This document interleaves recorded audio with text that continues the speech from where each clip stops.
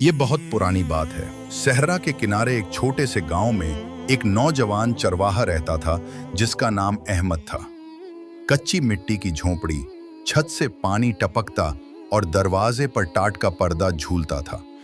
अहमद के पास ना कोई उम्दा लिबास था, ना कोई कीमती सामान, सिर्फ बकरियां, एक लकड़ी की छड़ी और आंखों में एक ख्वाब, अल्लाह का घर देखने का ख्वाब। अहमद जब कभी फज्र की अजान सुनता, आसमान की तरफ देखकर कहता, या अल्लाह, मुझे भी बुला लेना।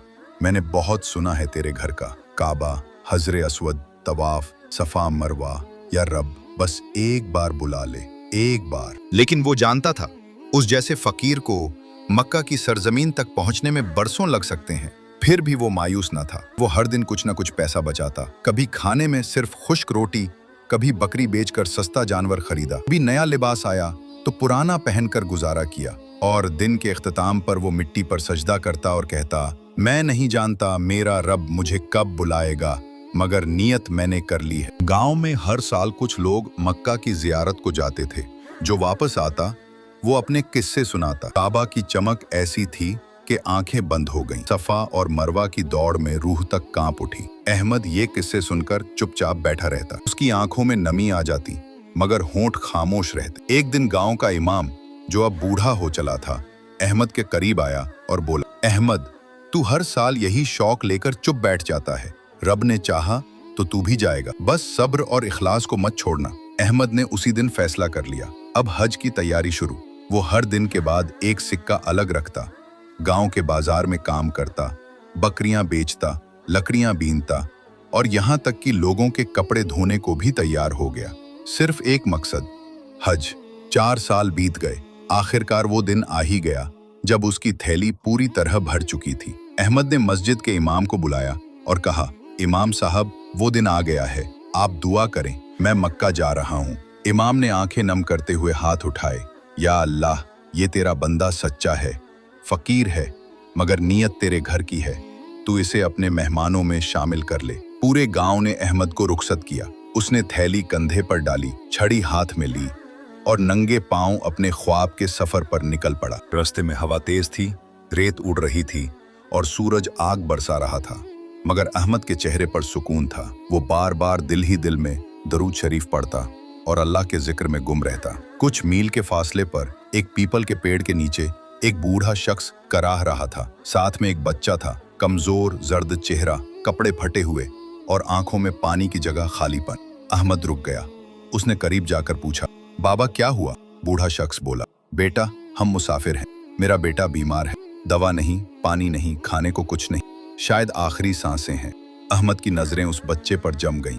फिर वो अपनी थैली की तरफ देखने लगा, वही थैली जिसमें उसके 4 साल की मेहनत थी। हर सिक्का, हर कतरा पसीना, हर दुआ। वो रुका, चंद लम्हे सोचा, फिर थैली खोली और उसमें से सब कुछ निकालकर उस बूढ़े के हाथ में रख दिया। ये लो, दवा लो, पानी खरीदो, कुछ खाओ, बच्चे को बचा लो।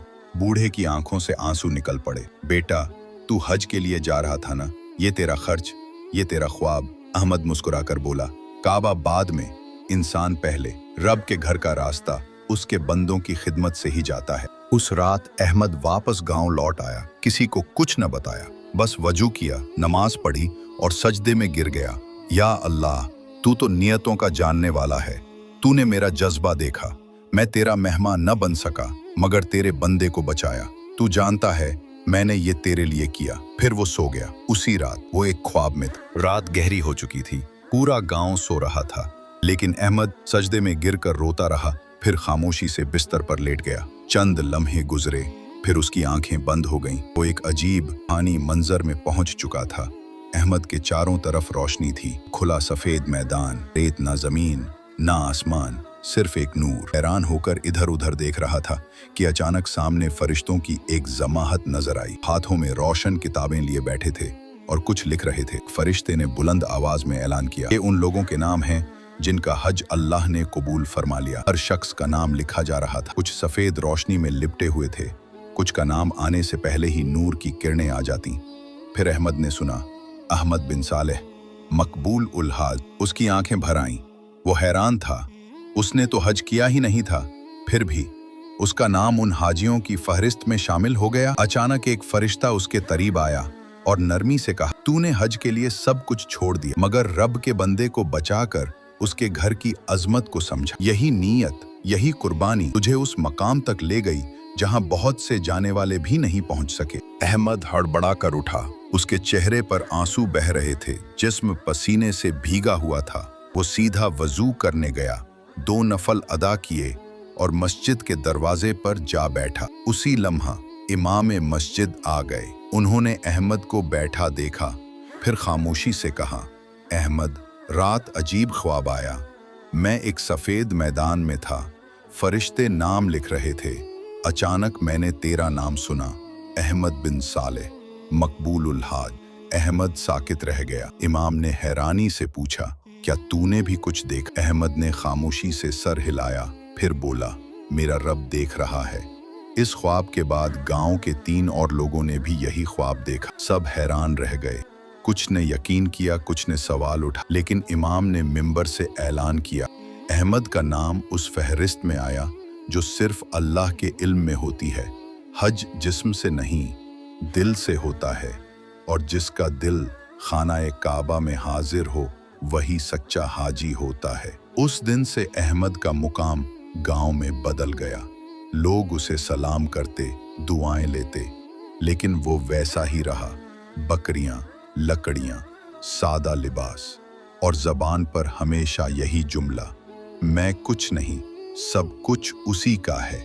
कुछ महीनों बाद अहमद बीमार हो गया, बिस्तर पर लेट गया, चेहरा जर्द, आवाज हल्की, मगर चमक बरकरार। इमाम साहब उसके पास आए। अहमद ने इशारे से छड़ी और थैली की तरफ इशारा किया, ये मस्जिद में रख देना, शायद किसी और फकीर की नीयत भी बेदार हो जाए। इमाम की आंखों से आंसू बह निकले। अहमद, तू वो है जिसे रब ने अपने खराम की खिदमत से कबूल किया। जब अहमद का जनाजा उठा तो गांव में खामोशी छा गई। हर शख्स की आंख नम थी।